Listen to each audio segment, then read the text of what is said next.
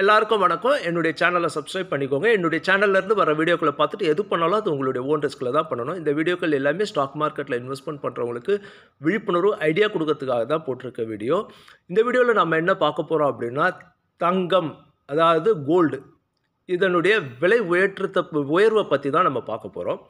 இப்போது தங்கம் விலை ஏறிட்டே போயிட்டே இருக்குது.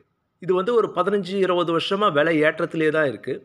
இந்த ஏற்றம் உண்மையான ஏற்றமா இல்லையா அப்படின்றத பற்றி நம்ம சில பரிசீலனைகள் நம்ம பார்க்கணும். தங்க விலை ஏறிட்டே தான் இருக்குது, 20 வருஷமாக ஏறிட்டே தான் இருக்குது. அதனால் இதை குறையும்னு சொன்னால் யாரும் நம்பவே மாட்டாங்க.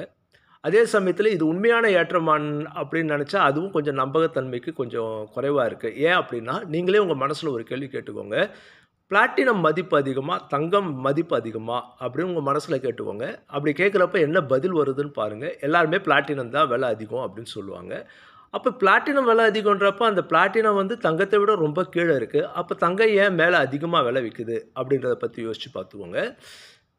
என்னை பொறுத்தவரையில் கேட்டால், பிளாட்டினம் தங்கத்தை விட ஒன்று விலை அதிகமாக இருக்கணும். அப்படி இல்லைன்னா தங்கம் பிளாட்டினத்தை விட விலை கம்மியாக வரணும். அப்படி வந்துச்சுன்னா தான் தங்கத்துடைய மதிப்பு உண்மையான மதிப்பாக நான் ஃபீல் பண்ணுறேன். அந்த அளவில் பார்க்குறப்போ இப்போது தங்கத்துடைய மதிப்பு இது உண்மையான மதிப்பு கிடையாது அப்படின்ற மாதிரி தோணுது. அதில் அது மட்டும் இல்லாமல் தங்கம் அப்படின்றது இதே உங்கள் மனசுலேயே கேட்டுக்கோங்க. இந்தியாவில் வந்து தங்கம் உற்பத்தி ஆகுதா, வெளிநாடுகளில் தங்கம் உற்பத்தி ஆகுதா அப்படின்றத உங்கள் மனசில் கேட்டுக்கோங்க. அப்படி நீங்கள் கேட்குறப்போ தங்கம் வந்து வெளிநாடு உற்பத்தி தான் அப்படின்னு எனக்கு தோணுது. ஸோ வெளிநாடு உற்பத்தி அப்படின்றப்போ இது வந்து வெளிநாட்டுடைய வளம், நம்ம நாட்டுடைய வளம் கிடையாது அப்படின்றது தோணுது. ஸோ வெளிநாட்டுடைய வளத்தை நீங்கள் அதிக விலை கொடுத்து வெளிநாட்டுடைய வளத்தை நம்ம வாங்கணும். ஆனால் மதிப்பு குறைவாக வாங்கணும். மதிப்புள்ள பொருளை மதிப்பு குறைவாக வாங்கணும். தங்கம் மதிப்புள்ள பொருள் தான், ஆனால் மதிப்பு அதிகமாக வாங்குறதால அது ஒன்றும் பலன் கொடுக்க போகிறதில்ல. இது 2வது காரணம். 3வது ஒரு காரணம், தங்கம்ன்றது ஒரு தீரா வளம். அதை உற்பத்தி பண்ணி வெளியே எடுத்துன்னு வந்துட்டோம். அது வெளியே சுற்றிட்டு தான் இருக்க போகுது. அது வந்து இங்கே மாயமாக மறைஞ்சிட போகிறதில்ல. இப்போ பெட்ரோல் டீசல்லாம் எடுத்துட்டிங்கன்னா அது ஒரு தீரம் வளம். அதை நம்ம பயன்படுத்தி அதை முடிச்சிடுறோம் அது.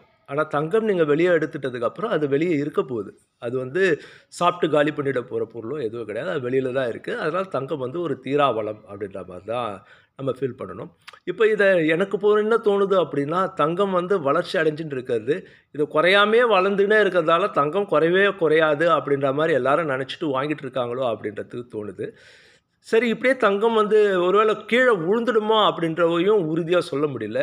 ஆனால் ஒரு பயமும் தங்கத்து மேலே ஒரு பயமும் இருக்குது. இதனுடைய வளர்ச்சி வந்து உண்மையான வளர்ச்சியான்ற பயமும் இருக்குது. அதுக்கான காரணம் என்ன அப்படின்னா, பிளாட்டினத்தை விட ரொம்ப அதிகமாக வளர்ச்சி அடைஞ்சுன்னு போயிட்டுருக்கு. அதனால் தங்கத்துடைய வளர்ச்சி வந்து உண்மையான வளர்ச்சியா அப்படின்றது ஒரு சந்தேகமாக இருக்குது. அதே சமயத்தில் வளராமல் நிற்குமான்றதும் நமக்கு சந்தேகமாக இருக்குது. இந்த மாதிரி சூழ்நிலையில் நம்ம என்ன பண்ணலாம் அப்படின்னா, தங்கத்துக்கு நிகராக வளர்ச்சி அதிகமாக கொடுக்குற பங்குகளில் ஷேர் மார்க்கெட்டில் நம்ம வாங்கிறதுக்கு முயற்சி பண்ணலாம். ஏன்னா இந்திய நிறுவனங்கள்ன்றது இந்திய வளம். இப்போ நம்ம இந்திய வளத்தில் நம்ம முதலீடு பண்ணுறோம், இந்திய வளத்தை பயன்படுத்துகிறோம் அப்படின்னா அது இந்தியாவிலே தான் அது புழங்கும். தங்கம் வந்து வெளிநாடு வளம் அப்படின்றதால வெளிநாடு வளத்தை நீங்கள் விலை கொடுத்து வாங்குறப்போ உங்கள் உழைப்புகள் எல்லாமே வெளிநாட்டுக்கு போயிடும். அதனால் தங்கம் வளர்ச்சி அடைஞ்சிக்கிட்டே இருந்தாலும் நீங்கள் என்ன பண்ணலாம் அப்படின்னா, இப்போது ஸ்டாக் மார்க்கெட்டில் நிறைய கம்பெனிங்க விலை குறைஞ்சிருக்கு. இதில் தரமான கம்பெனிங்க எக்கச்சக்கமாக இருக்குது. வளர்ச்சியே கொடுக்க போகிற கம்பெனிங்க இருக்குது. தங்கத்தை விட பல மடங்கு வளர்ச்சி கொடுக்குற கம்பெனிகள்லாம் இருக்குது. அதெல்லாம் எதுன்னு கண்டுபிடிச்சி அதில் இன்வெஸ்ட்மெண்ட் பண்ணலாம். படித்தவங்க, நிறைய புரிதல் இருக்கவங்க, அவங்க வந்து ஸ்டாக் மார்க்கெட்டில் இன்வெஸ்ட்மெண்ட் பண்ணுறதுக்கு பழகுவங்க.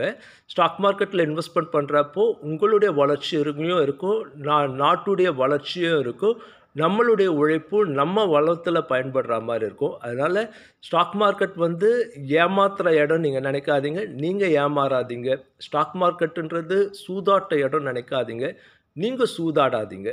நீங்கள் சூதாடலைன்னா அது சூதாட்ட இடம் கிடையாது. நீங்கள் ஏமாறலைன்னா அது ஏமாத்துகிற இடம் கிடையாது. அடிப்படை பங்குகளில் வாங்குங்க. சொந்த பணத்தை போட்டு ஸ்டாக் மார்க்கெட்டில் வாங்குங்க. ஸோ தங்கத்துக்கு குட் பை சொல்கிறது நம்ம எல்லாருக்கும் நல்லது அப்படின்னு தோணுது.